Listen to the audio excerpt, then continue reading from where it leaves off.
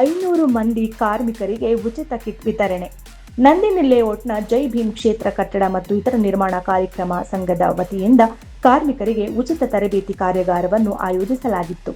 ಕಾರ್ಯಾಗಾರದಲ್ಲಿ ಆರ್ಪಿಎಲ್ ಹಾಗೂ bridge course ಕುರಿತು ಕಾರ್ಮಿಕರಿಗೆ ತರಬೇತಿ ನೀಡಲಾಯಿತು. ತರಬೇತಿಯಲ್ಲಿ ಭಾಗವಹಿಸಿದಂತಹ 500 ಮಂದಿ ಕಾರ್ಮಿಕರಿಗೆ ಉಚಿತ ಕಿಟ್ಗಳನ್ನು ವಿತರಿಸಲಾಯಿತು. ಕಾರ್ಯಕ್ರಮದಲ್ಲಿ ಸಂಘದ ಅಧ್ಯಕ್ಷರಾದ ಗೋಪಿ, ಉಪಾಧ್ಯಕ್ಷರಾದ ರಾಜು, ಗೌರವಾಧ್ಯಕ್ಷರಾದ ಬಲರಾಮ್, ಪ್ರಧಾನ ಕಾರ್ಯದರ್ಶಿ ರವಿಚಂದ್ರನ್ ಸೇರಿದಂತೆ ಮತ್ತಿತರ ಪದಾಧಿಕಾರಿಗಳು ಕಾರ್ಮಿಕರು ಹಾಜರಿದ್ದರು.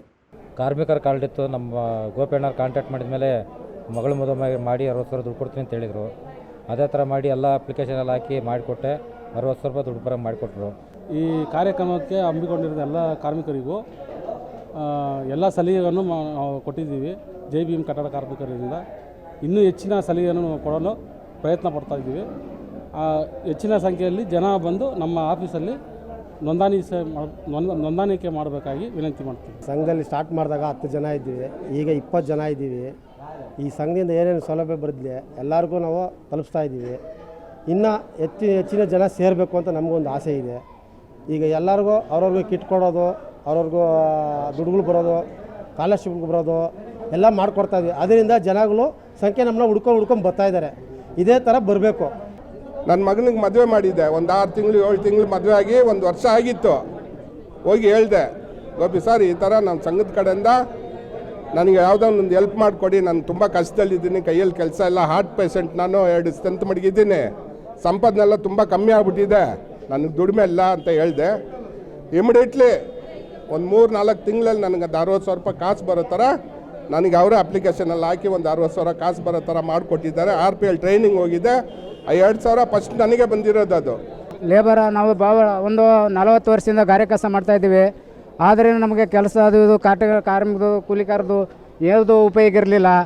ಈಗ ನಾವು ಗೋಪಿ ಅಣ್ಣನ ಕೃಪೆಯಿಂದ ನಮಗೆ ನೋಡೋ ಎಲ್ಲ ಸಂಘವು ಎಲ್ಲ ಕಿಟ್ಗಳು ಕೊಡ್ತಿದ್ದಾರೆ. ಮೊನ್ನೆ ಮಗನ ಮದುವೆ ಆದರೆ ಅವರು ಮತ್ತೆ 60 ಸಾವಿರ ರೂಪಾಯಿ ಕೊಡಿಸಿದ್ರು. ಮತ್ತು ಮಕ್ಕಳುಗಳು ಕಿಟ್ಗಳನ್ನು ಕೊಡಿಸಿದ್ರು.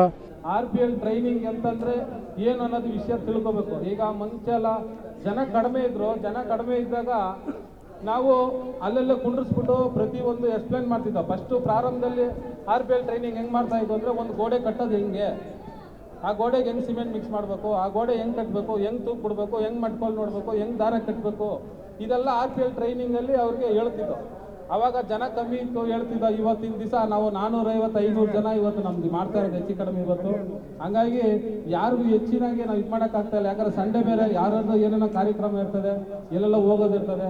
ಇದ್ರ ಉದ್ದೇಶ RPL ಟ್ರೈನಿಂಗ್ ಅನ್ನೋದು ಅಂತಂದರೆ, ನೀವು ಕೆಲಸ ಮಾಡೋಂಥ ಜಾಗದಲ್ಲಿ ಎಲ್ಲ ಕಾರ್ಪೆಂಟ್ರು, ಪೇಂಟ್ರು ಎಲ್ಲ ನೇತಾಡ್ಕೊಂಡು ತೊಟ್ಲಲ್ಲಿ ಅಲ್ಲಿ ಇಲ್ಲಿ ಕೆಲಸ ಮಾಡ್ತಾರೆ. ಸೆಂಟ್ರಿಂಗವ್ರು ಇಲ್ಲೆಲ್ಲ ತುಂಬ ಡೇಂಜರಾಗಿ ಕೆಲಸ ಮಾಡ್ತಾ ಇರ್ತಾರೆ.